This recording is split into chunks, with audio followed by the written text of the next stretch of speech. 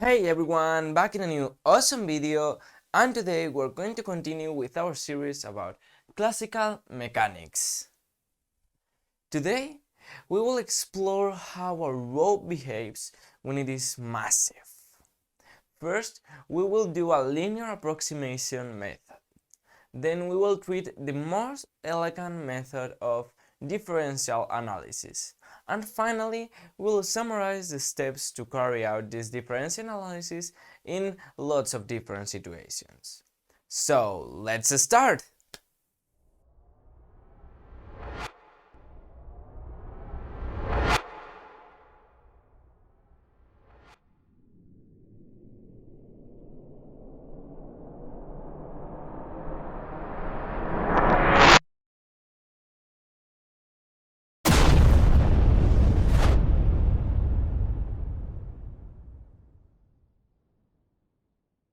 Alright, let's imagine we have a rope right around here and it's hanging from some roof or somewhere, and let's assume this rope has mass m and it has length L. We know, if we imagine that each of these little pieces are effectively massless, that means a small dx piece of rope, a really small piece, has the same tension up and down, but the tension varies with x. It's a little bit counterintuitive, but we assume that this little piece is so small that effectively these two tensions are the same. In reality, there will be a small, really a small difference, but dx is, there will be a dt difference, an effective dt difference, but we will ignore it for the moment and it will not be useful for this approximation. So we know that this little piece at the bottom has t bottom equals 0 because there's nothing making this go down. It has just to support its own weight that is effectively 0 as it's really small. And we know that the whole rope is going to have a weight of mg. Therefore, the top it's going to be equal to mg, as it has to support all of the force around this. This little piece has to make a force, an upwards force, so that everything else that is below it is supported. All right? Okay.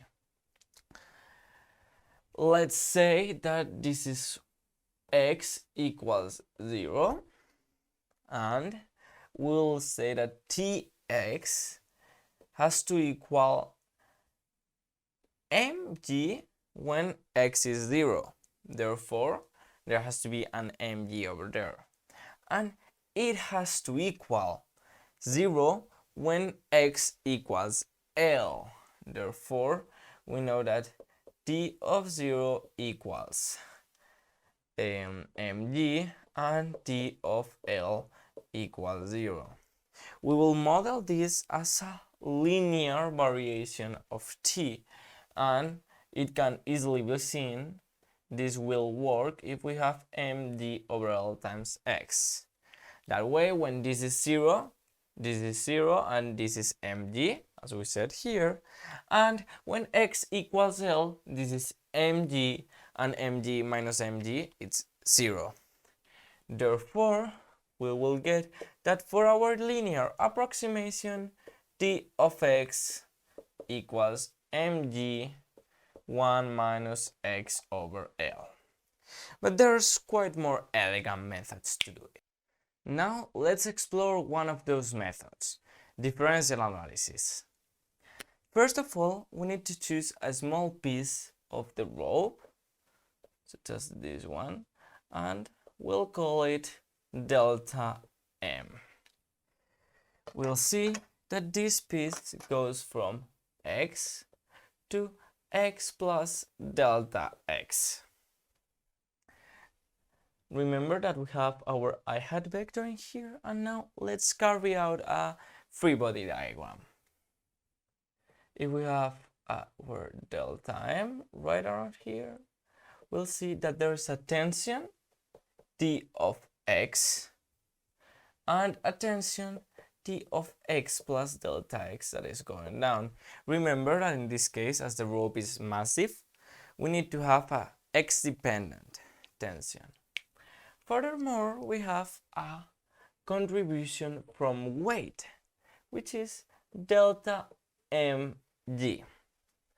Now, if we carry out an F equals ma analysis, we see that delta mg is in the positive I hat direction plus T of x plus delta x minus T of x equals delta m times the acceleration. However, the rope is not moving, therefore this is equal to 0. Now we need to find a way to relate delta m and delta x. If we look closely, we see that delta m must be proportional to delta x. And when delta x is equal to L, this has to be equal to m.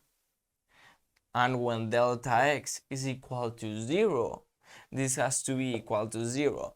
Therefore, we conclude that there are no extra terms in this expression, and actually delta m equals m over L times delta x. Now we can plug that in here and take this term to the other side, so that we have T of x plus delta x minus T of x equals that thing over here, and the minus for passing it to the other side, m the g over L times x. Now, that is a delta x. Now we will take this delta x to the other side, and this will give us T over x plus delta x minus T of x over delta x equals to minus mg over L. And this should be familiar, because this is almost the definition of a derivative. All we need to do, and I will do it over here, is take the limit as delta x goes to 0. That means that our approximation will be better and better the smaller the delta x we take. And we do the limit of this delta x plus delta T of x plus delta x, minus T of x over delta x, and we get that that is equal to the derivative dt over dx, which we have over here. It's equal to the limit when delta x goes to 0 of this thing, but it's exactly the same because it doesn't depend on delta x. Therefore, we have an mg over L. Now we have a pretty straightforward differential equation that is solved really easily. And we see that dt equals minus mg over L times dx. Now we need to carry out an integration, and we will do it from t at x equals 0 to t at x, and in this side we will carry it out from 0 to x, so x prime. That side will give us t of x minus t of 0, alright, and this will be minus mg of L of x minus 0, which is x. Now, if you recall from the first segment of the video, we said that the tension at 0 must be mg, because it has to support all the weight from the rope below it. Therefore, we see that t of x equals, we take this t0 to the other side, which is really an mg, minus mg of x over L. And if we take the common factor out of here, we find that this is exactly the same expression we had earlier for our linear approximation. However, this is a much more elegant method, and the insight you get about the problem by doing this, and also the procedure in itself, it's applicable to more problems than just this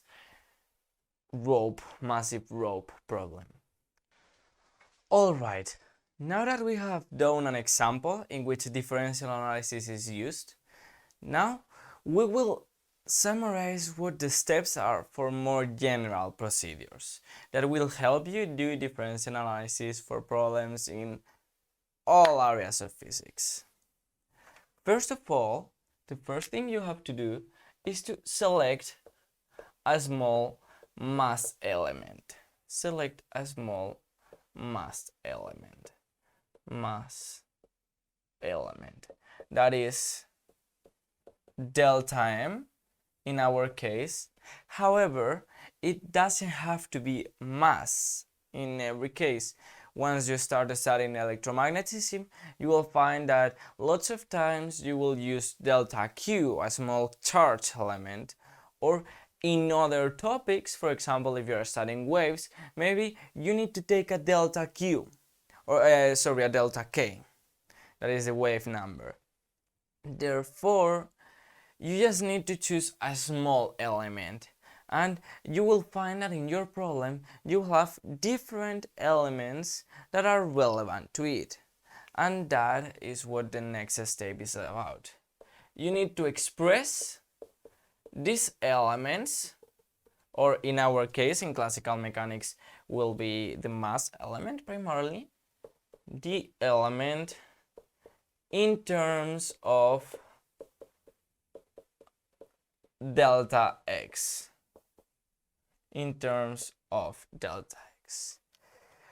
Once again, you don't have to do it in terms of delta x. The correct thing to do is to express all of your different relevant elements in terms of a single one of them. However, in most of physics, easiest integrations are done in coordinate space, and therefore you will going to have delta x components or delta y and express it all in terms of those different elements. The next step is to take limit as delta x goes to 0. This will surely give you, once you have modified the equations a little bit, you will find out that this will give you a differential equation for the relevant variable you are trying to understand. Then you will need to solve the ODE, the ordinary differential equation, by separation of variables. Is the method we used before, and it's pretty straightforward. Usually in this separation of variables, usually when you are using differential analysis, you are not going to use more complicated methods because the differential equations will be pretty straightforward. However, you will learn them in the future, so don't worry. And the last step is to apply boundary conditions.